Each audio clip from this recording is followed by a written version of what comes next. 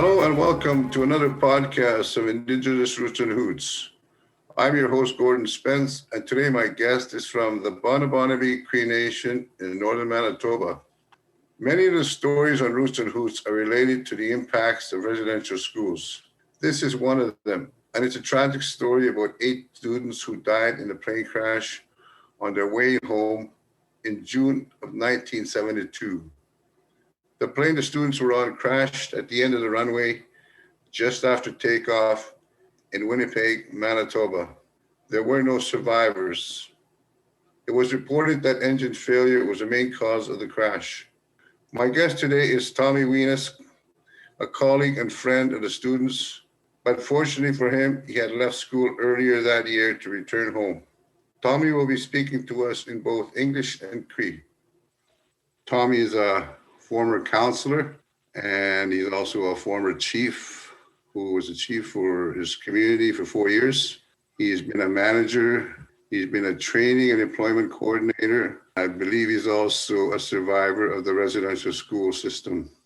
We're going to talk about an incident that happened in Winnipeg. But first of all, let me welcome Tommy Weenusk from the Bunibonibee Cree Nation in northern Manitoba.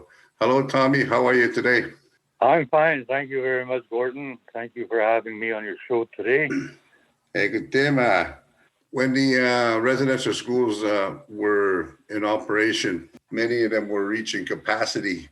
So Indian Affairs had to find other places for students to live. And one of the alternatives was to place students in private homes in the towns where the residential school was. This group of students from Oxford House, also known as the traditional name is Bunibonibee, they were attending school in Stonewall, which is just north of Winnipeg. It was June 25th in 1972 when 7 students boarded a flight home from Winnipeg on their way home for the summer after attending school in Stonewall, Manitoba. There was the 7 students and a pilot on board this airplane that took off from Winnipeg. Unfortunately, the airplane crashed at the end of the runway in a residential neighborhood. All people on that flight died at the scene. The airplane crashed upon leaving Winnipeg. It's quite possible that the plane had engine problems. Not far from the end of the runway is where the crash happened. The plane had taken off on a flight to Oxford House in northern Manitoba. The 7 students were returning home after a year of high school in Stonewall.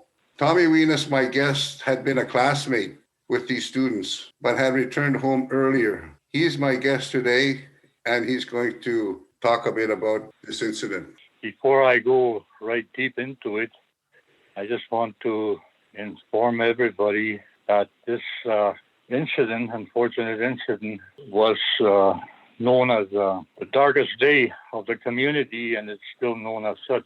There is still one parent alive today out of all the students that perished in that crash. I'll start off by going back to 1969, the spring of 1969. Indian Affairs showed up here, Indian Affairs from the Education Department. Students, also the parents, and also the community.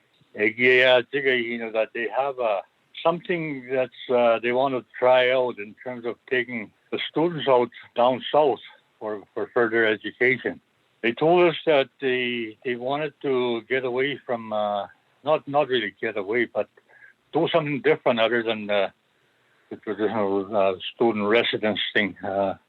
It was going to be a new town, and they told us it was going to be Stonewall, Manitoba, and that we would go there and that we would be living in private houses, more like boarding with families.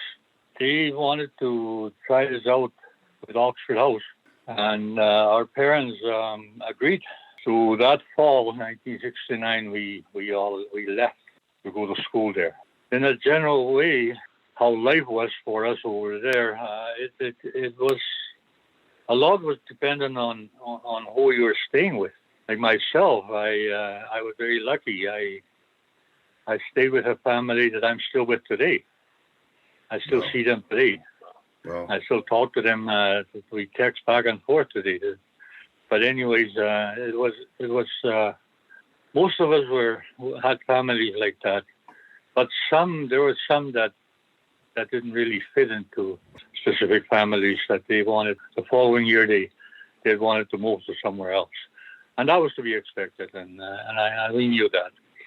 But overall, I think it was a good town, and it was something that I thought that was a really important part of my life. It was something that I enjoyed very much. It's quite different from what I was used to here in my community. But when I went there, I found that things could be better. So for me, I think it was okay. In fact, when this residential school thing came out not too long ago, I talked on the radio here at the local radio to tell them our story because it was quite different in terms of how we were probably better off with that arrangement.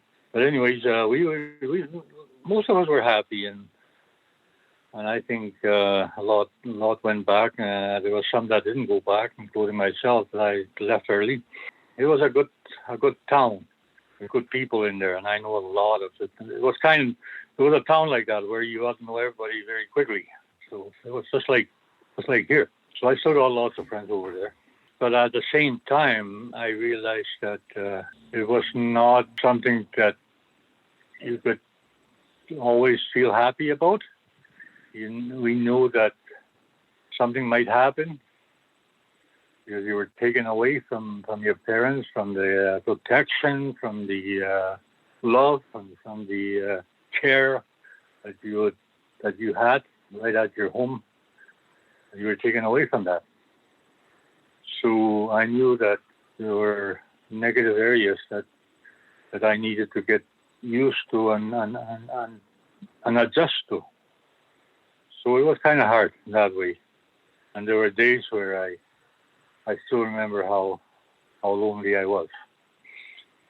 And I missed my siblings quite a bit. There was 10 of us in one house. I'm the oldest one.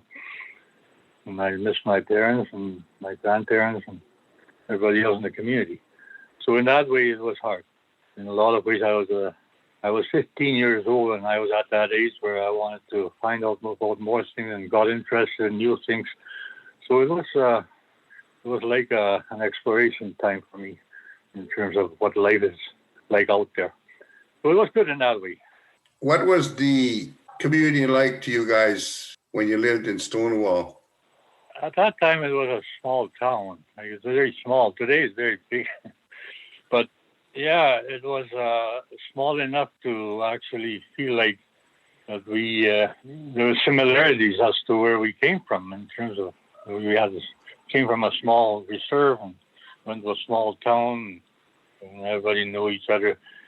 But there were people that wanted to test us out, I guess. There were some things that the young people over there wanted to bring to us, and a lot of people thought that we didn't know much, I guess. So, right. But as we went along, the culture was very different, and we were shocked, I guess, in a lot of ways too, culturally.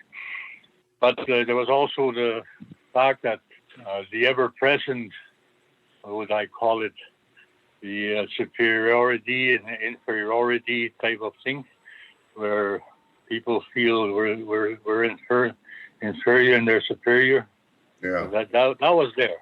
So, but I think we knew how to take care of ourselves in that way too. So, but they started to like us more afterwards, and they took us right into the town. I think we became part of the town. That's the way I felt about it, anyways.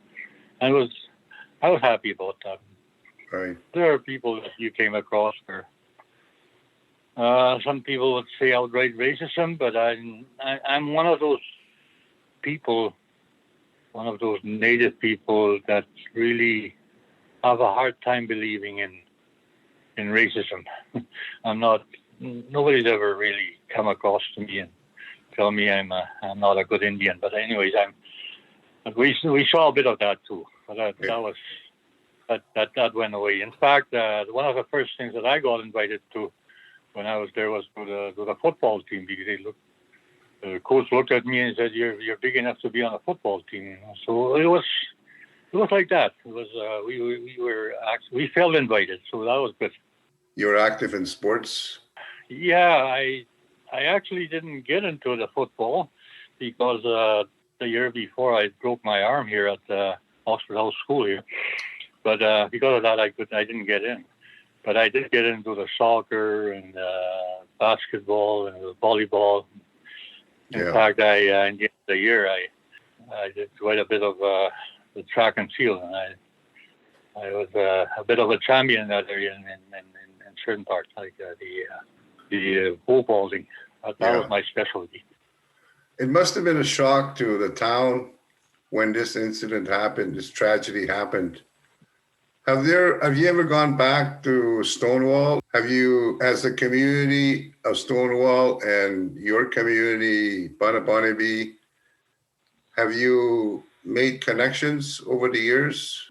Okay, I have been fortunate enough to be on the band council of the First Nation here for many years. I just retired this past year.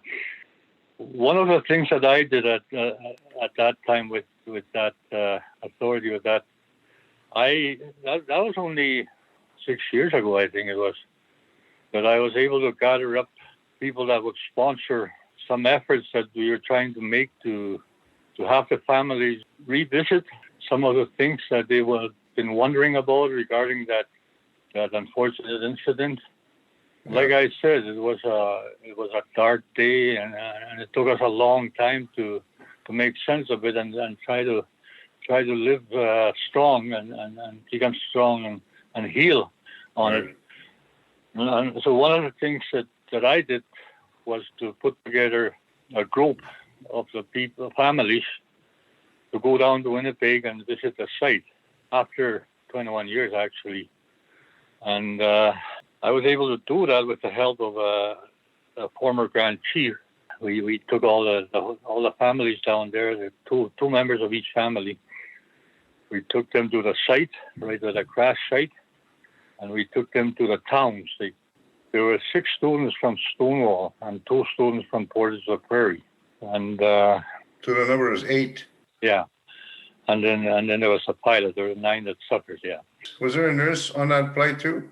No, just the pilot and the students. Okay. And anyways, maybe I should talk a little bit about why the things that happened that took us into the field of mistrust and feeling of broken. I think what we saw was that these students were put on a plane that they should have never been. I mean, I don't know how they decide on which planes to use, but we know that when the engine went off, like when the engine, one side of the plane, one side of the engine stopped, quit, they said that there is a procedure, if the pilot is aware of it, where it could still land with one prop going. And apparently this procedure was not used. So it got to a point where people looked at it as somebody making a decision on using someone that was not aware of the emergency procedure. So that could have been avoided. And the other thing we found out was that the plane was, the fueling up of the plane was not properly done. The wrong fuel was used. The age of the plane was also, it was an old plane. And so there were facts here that came to us that really broke up our feelings quite, shattered everything, actually. So people were really hurt. I remember I was out on the land actually that day. I was out on me and my friends usually paddled out into the region here around our traditional area for hunting and fishing. And that day we were out there about 20 miles out on another lake. I knew that they were going to be coming home on that day. And I thought that we were going to be seeing them later on that day and come home in the evening. But while we were there fishing in that lake, all of a sudden I started noticing that there were planes coming in and out of Oxford House. Planes from Island Lake, which is not far from here, and other community areas. And they were coming in and going out. And my friend and I started talking about that and saying there seemed to be something happening. When we got back that evening, my dad and his dad came down to the shoreline to meet us and told us there was a house right by where we along the shoreline where we came in. There was one of the students' house was right there, and there were people just crying. We could hear them. As I told you, I think I told you that two of those people were my cousins. I went home, put away my stuff, and cleaned up, and then went over to my aunt's place. When I got there, my aunt was there, and she came up to me, and I'm going to do this in my beloved language here, this part. Yeah, go ahead. Ik ben haar tegengegaan toen ben ik geschaakt, bezig. Ik kom maar door je zaken, bezig. Ik kom maar door je zaken, ik zeg ik wat dat steeds. Bezig. Heb je al zitten, heb je dit in het. Ik ga nog om eens, maar ik pas ik ook om eens. Want de boys zeggen, spinnen naar zich van de penen. Dik, on the voices. It was so hard. Then yawn and ten. She came up to me and said, "The beloved, your cousin loved you very much. In our language, it's your brother. Your older brother loved you so much." Put her arms around me and held on to me, crying. And then he said, "Your uncle. The moment we heard of this news, he just fell on bed, and that's where he's been since. I've not been able to get up. I would come eat the sigan right into the evening, right into the night. That was enough. Relatives, friends, community people. It was hard. There weren't that many people showing up because there were 8 places to go to. Right. And everybody was trying to go to every house. And I was sitting there. My aunt fell asleep finally in the bedroom, and they had started flying. They had started flying in the caskets, and it was the 2 caskets in there. They were metal actually. They were sealed. And while I was sitting there, I was all by myself. Everybody was sleeping. It was early in the morning. I thought, no gun. Probably 3 o'clock or. At that time of the year, it's early in the morning. It's daylight. And I was sitting there. 2 elders walked in, a man and his wife. And they sat down and they started singing this song. I still remember that song. It was a hymn. And all of a sudden, my uncle walked out of the room, and he looked. He came up to the 2 caskets that were sitting there. And he asked me, he said, what does this say? What are these labels? He said. And I said, the labels say that we cannot open these caskets. They're sealed. The label said that you could not open the caskets? That's right. There was a red and white label there that said that. And at that time, I remember thinking, why do they make these caskets look like this? I mean, when you put away a body, a loved one, the casket should be looking really nice. But these were just metal with big locks on it, that seals on it, and it bothered me.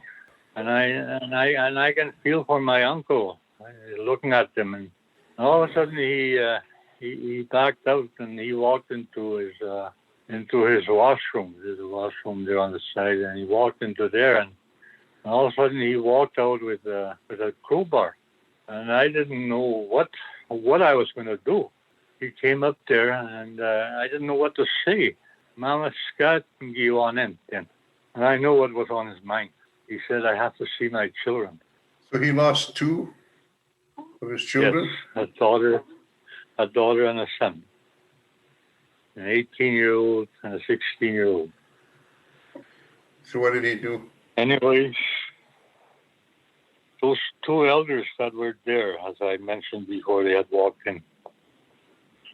They were able to talk to him. They were able to make him change his mind. And I felt I would always be grateful to them that they were able to do that. So after that, the next day, there was this planes coming in and out. And I was able to visit every one of those houses. And it was the same everywhere. Everybody was crying in the whole community. It was very, very devastating. And there were going to be, and everybody knew, there were going to be long-term impacts here. There were going to be things that we were going to have to do. And one thing that we knew we had to do was always a very strong point for the community, and that's to support each other. And that was there. And the planes that were coming in and out, there were from people from all over the community. There was an exodus from other communities into Oxford House, and they did a lot of work. They did the grave digging. They did the meals. They did everything. They helped us here quite a lot, and we're very thankful for that. People from other communities? Yes, from Island Lake, God's Lake, God's River, God's Narrows, Norway House. There are quite a few, and there are other people that came in from Winnipeg also, people that we knew. And there are people from Stonewall came in on a funeral day. There was a lot of people, even teachers from a long time ago. When I was in grade 7, I saw a teacher here. And there were quite a few people that showed up. And that was a very strong thing for the support that we needed. It was brought in from other communities, which was so good. It's good to hear that you got support from other communities. It's good to hear that people from Stonewall came down for the funeral. And this must have obviously impacted the whole community for many years. Has there been any kind of memorial or healing programs established for families that were affected by this? No, we what we did was every year we'd have a service to bring all the families together every year until up to last year. I think that the family that's left, the one parent that's left, didn't want that.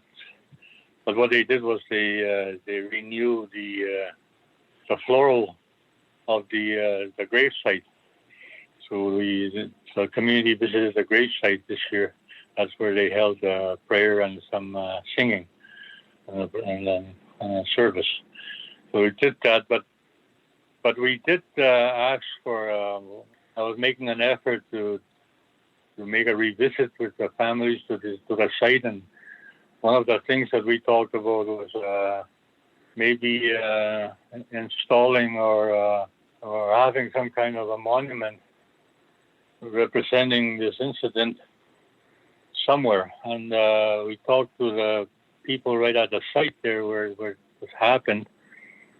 And we didn't get too far with talking to the council in Winnipeg.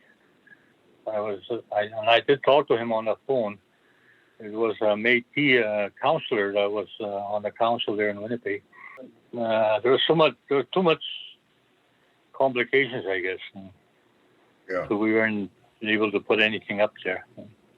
But when we went there, only 6 or 7 years ago, when we went there was a lady that lived right a few houses down that came out and said, I was here at that time. I'm still living here.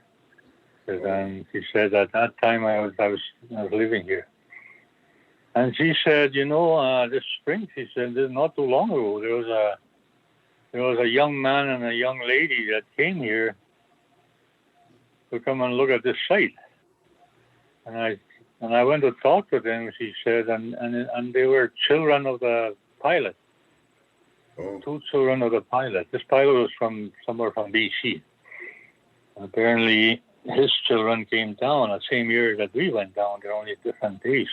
Anyways, I'm still hopeful that we would be able to do something. In fact, just before I left the council, I was trying to find out more about the funding that was put aside in terms of the day school.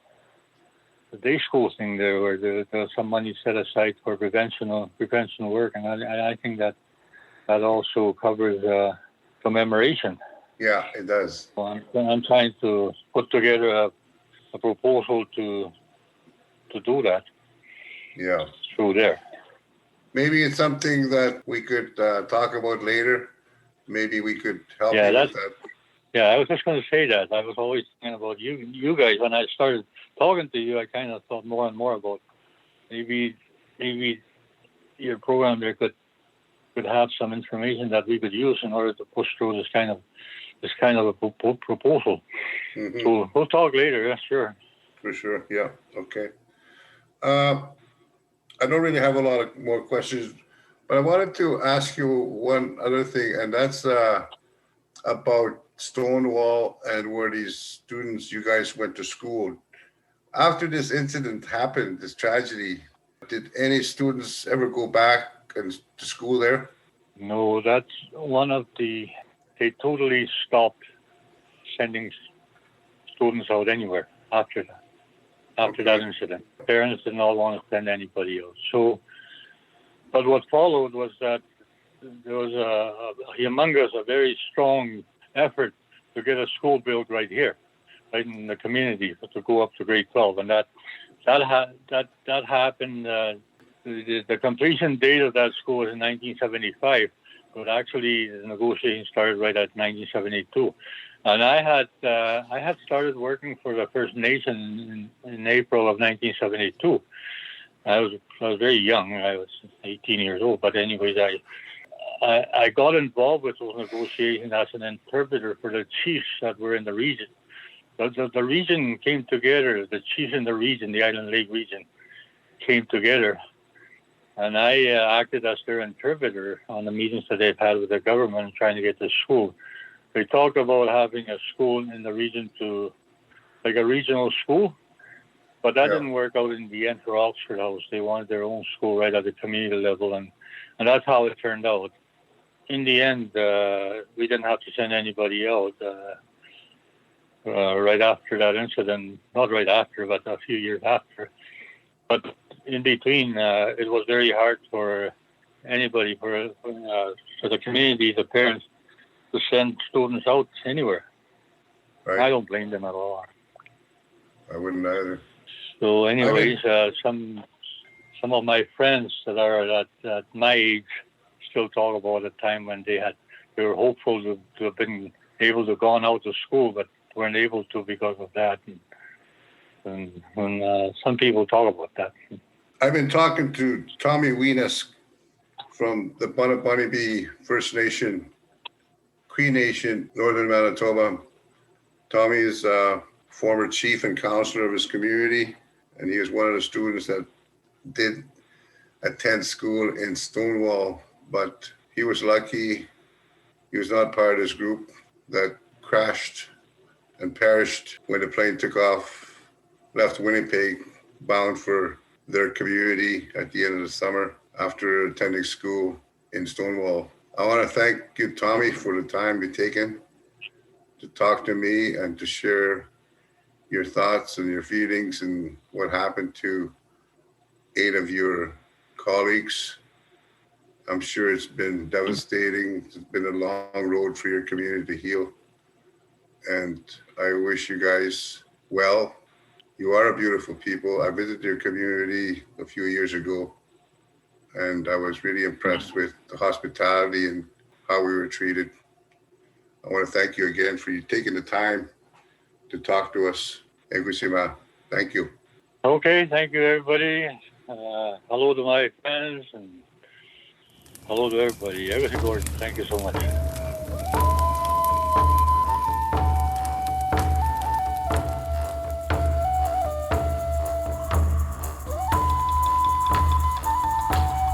Roots and Hoots is produced by the Legacy of Hope Foundation.